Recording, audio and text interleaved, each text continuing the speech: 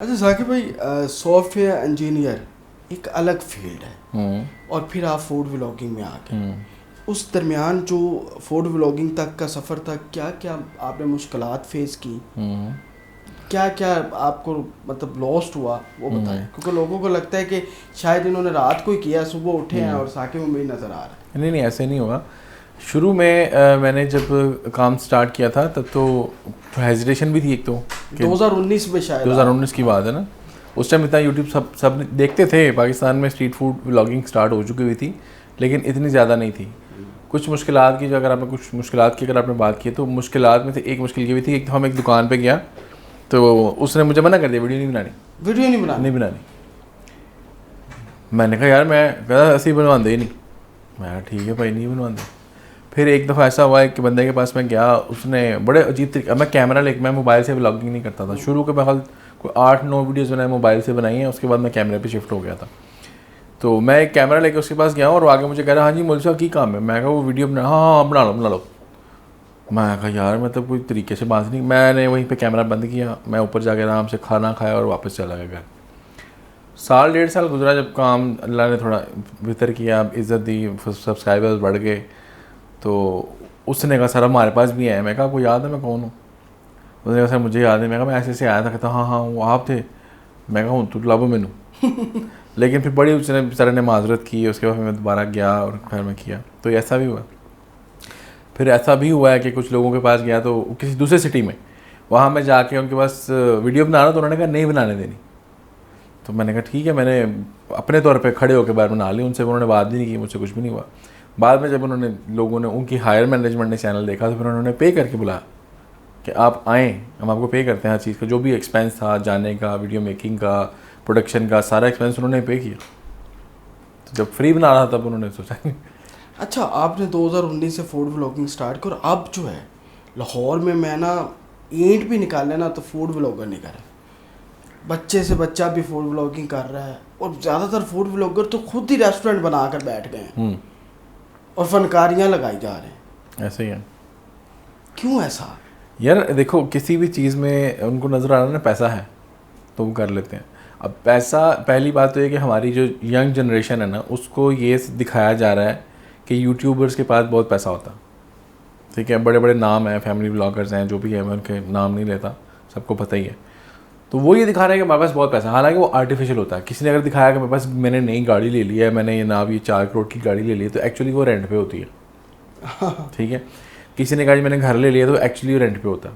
और वो दिखा के, इवन मुझे भी कई लोगों ने कहा यार आप हमसे बाइक्स ले लें और बाइक लेके आप दिखाएं और कहें मैंने परचेज़ कर ली है, हैवी बाइक ले और आप ज़रा एक नया पेज बनाएं, सब कुछ करें। तो मैंने कहा यार ये मतलब शो ऑफ करने वाला आदत नहीं है। तो उसकी वजह से यंग जनरेशन को ये लगता है कि यूट्यूब में बहुत पैसा। फिर जब बात करते हैं फूड ब्लॉगिंग की तो उसमें उनको डबल पैसे इस तरह से नज़र आते हैं कि चलो यूट्यूब पे तो आएगा नहीं आएगा जब देखा जाएगा। लेकिन जो रेस्टोरेंट है छोटे छोटे, उनसे 3-3 हज़ार 4-4 हज़ार 5-5 हज़ार लेके उनकी वीडियोस बना देते हैं, उनकी प्रमोशन होती है। और फिर वो रेस्टोरेंट भी ऐसे शहजादे वो 5-5 हज़ार वाली वीडियो बनवा लेते हैं। फिर इस तरह के अक्सर रेस्टोरेंट बंद भी हो जाते हैं क्योंकि जब उसकी बिला वजह किसी ने तारीफ़ कर दी है और उनसे संभाले नहीं जा रहा काम, तो इस तरह भी होता है। तो इसलिए हर बंदा जो है ना ये इसमें अर्ली मनी के चक्कर में आ रहा है, ईजी मनी है, वो समझ रहे हैं वो टेस्ट है या नहीं है। आप ब्लॉगर्स की बात करें ना कि क्यों ब्लॉगर बनते जा रहे हैं, उनको लग रहा है कि आसानी से पैसे यहाँ से कमाए जा सकते हैं। तो ये वक्ती तौर पे है, लॉन्ग टर्म में नहीं है। अभी हम सोशल मीडिया देखें तो ऐसे लगता है जैसे पूरा लाहौर, जहाँ मर्जी चले जाए आपको हर जगह से खाना अच्छा मिलेगा। 5-5 पिज़्ज़ों की डील लगी हुई है, 5-5 बर्गर्स की डील लगी हुई है। 1000 रुपये दें और ये 5 बर्गर और 1 पिज़्ज़ा आपका है और लोग धड़ाधड़ जा रहे हैं। क्या वो सेहत के लिए मुफीद खाना है? यार मुझे नहीं पता, मैंने खाया नहीं है। लेकिन ये जो फनकारियाँ लेकिन देखें वो बात, अब इस पर ये एक लंबी डिबेट है कि वो खाना सही है, मुज़र सेहत है नहीं है, और या अगर वो लगा रहे हैं तो उसमें से उनको कितने रुपए बच रहे हैं। हो सकता है उनको 50 रुपये बच रहे हो। अगर 50 रुपये बचा के भी वो इस तरह की दिन में 100 डील कर देते हैं, बेच देते हैं, तो 5,000 तो साइड पे हो गया ना उनका। 100 डील से ज़्यादा ही बेचते होंगे इस तरह की डील हुआ है। मैं बहुत मिनिमम बता रहा हूँ कि 50 हो सकता है ज़्यादा ही बचते होंगे। तो ये भी एक डिबेट है कि कितने पैसे बचते हैं। ठीक है, तो ये भी देखा है। और उस पर इसके अलावा जो आप मुज़र सेहत की बात कर रहे हैं उसके ऊपर भी एक नई डिबेट है यार। वो पहले उसको चेक किया जाए, खाया जाए, उसकी तहकीक की जाए वो है या नहीं है। और मज़ेदार होगा कि नहीं होगा ये मैं नहीं कह सकता क्योंकि मैंने खाया नहीं है वो। जब तक मैं एक चीज़ को चेक नहीं कर सकता खाया नहीं उसको मैंने, मैं उसके बारे में बता नहीं सकता। अच्छा साकिब भाई, लोग कहते हैं कि वकला के पेशे के अंदर भी झूठ है, और अब ये झूठ फूड व्लॉगर्स के अंदर भी है, बिल्कुल सच है? यार झूठ ज़िंदगी के हर शोबे में है। आप मुझे खुद बताएं, आप न्यूज़ चैनल पे बैठे हैं, न्यूज़ चैनल झूठ नहीं है? हर जगह झूठ चलता है। झूठ तो इंसान की अपनी, ये तो इंसान की अपनी अंदर की चीज़ है कि कोई किसी भी पेशे में है। मैं सॉफ्टवेयर इंजीनियरिंग में था, वहाँ पे भी झूठ चलता था। आप बोलते हैं झूठ? यार अल्लाह करे कि हम ना बोलें और अल्लाह झूठ से महफूज ही रखे। फ़ूड के मामले में ना मेरी पूरी कोशिश होती है, ख़ास तौर पर अगर फ़ूड की बात कर रहे हैं तो पूरी कोशिश ये होती है कि जो मैं सही बता सकता हूँ वो बताऊँ। और बाज़ को ऐसा भी होता है, कुछ लोग कहते हैं खाना अच्छा नहीं था, तो खाना बाज़ का मुझे भी अच्छा नहीं लगता। अब दो चीज़ें हैं यहाँ पे, झूठ बोलने से भी मना किया गया है, खाने की बुराई करने से भी मना किया गया है। दोनों शरीयत में चीज़ें हैं। खाने की बुराई नहीं करनी चाहिए। अगर आपको अच्छा नहीं लगा ना, अगर आप दस्तरखान पे खाना आपके पास आ गया, आपको अच्छा नहीं लगा, आप खामोशी से उठ जाए, खाने को गलत मत कहें, खाने को बुरा ना कहें। अगर कोई बंदा ये कहता है कि खाना फारिग है, खाना कच्चा है, इसमें स्मेल आ रही है, तो आप दो गलत काम कर रहे हैं। एक तो आप शरीयत के असूल जो हैं उसके खिलाफ वर्जी करें, आप सिस्टम के फरमान की नाफरमानी कर रहे हैं। दूसरी तरफ आप उस बंदे के बिज़नेस को नुकसान पहुँचा रहे हैं जो आपके पैदा होने से भी पहले का शायद बैठा हुआ है। ठीक है, तो यहाँ पे जिम्मेदारी होती है। इसमें आप ढके छुपे अल्फाज में आपने ऑडियंस को समझाना है। उसका तरीका ये होता है कि यार अगर इसको ये मज़ीद पका लेते तो इसका टेस्ट बेहतर हो सकता था। बिल्कुल ठीक है, ये अंदाज़ होता है बताने का। अब इसको अगर कोई ये समझे कि इसने तारीफ़ कर दी इस बात की, तो ये उसकी समझने की गलती है, मेरे बताने में गलती नहीं होती। कोशिश यही होती मेरी। जैसे साकिब भाई पूरा पाकिस्तान आप घूमे जी, ठीक है, और घूमते भी रहते हैं और स्ट्रीट फूड भी ट्राई करते हैं, अभी तक का सबसे महंगा खाना क्या खाया और वो मज़ेदार भी था?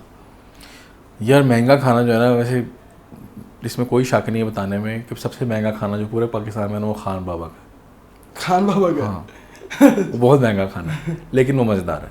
मज़ेदार नहीं है, पैसे पूरे करता। पैसे पूरे करता, लेकिन वो ये है कि हर बंदा नहीं खा पाता। तो मैं ये कहता हूँ मैंने तो बड़ा खाया। हाँ, अगर खा सकते हैं तो आप उसको खाएं। हाथों से बस वो घी, अच्छा वो घी में उनकी एक स्पेसिफिक फ्रेगरेंस यूज़ करते हैं वो।